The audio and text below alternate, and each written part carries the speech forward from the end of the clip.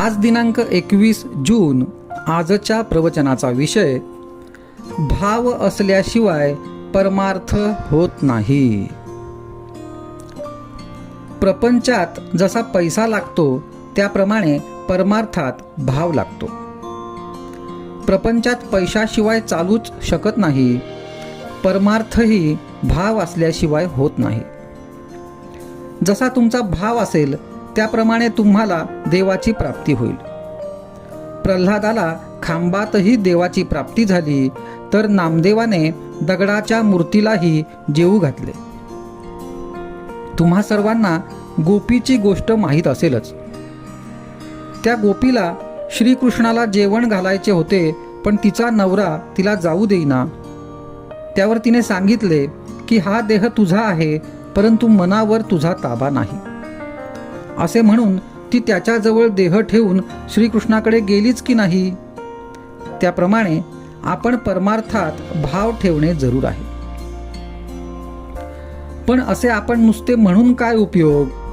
तो सर्वव्यापी आहे, सर्व साक्षी आहे असे आपण म्हणतो, पण आपण पापाचरण करायला भीतो का? तो आपल्याला पाहतो आहे असे पक्के वाटले तर आपल्याकडून कधीतरी पाप होईल का? पण आपल्याला तसे वाटतच नाही. आपल्यासारखा आस्तिकाला देव हवा असे वाटते खरे, पण हवाच असे वाटत नाही.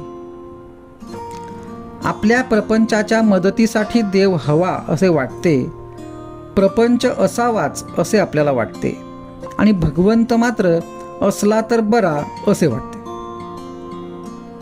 याच्या उलट भगवंत असावाच आणि प्रपंच असला तर बरा असे वाटायला पाहिजे.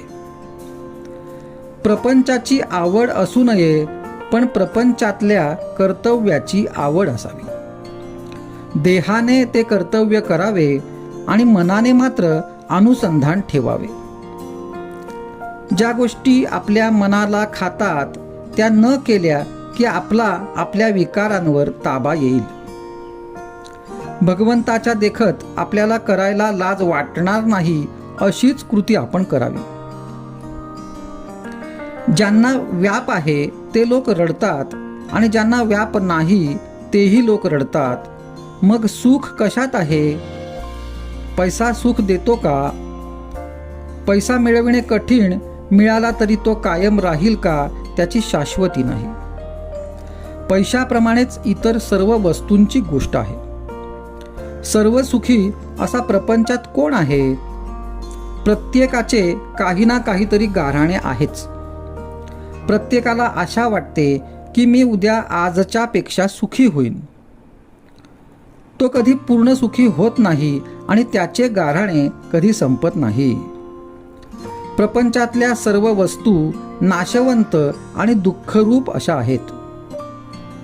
म्हणूनच प्रपंच असत्य आहे हा अनुभव प्रपंच देतो. त्या अनुभवाने प्रपंचात जो आसक्त होत नाही तो सुखी, अनुभव विसरून जो आसक्त होतो तो दुःखी. सुख हे समजुतीमध्ये आहे, आणि भगवंताचे होणे हीच समजूत तेवढी खरी आहे.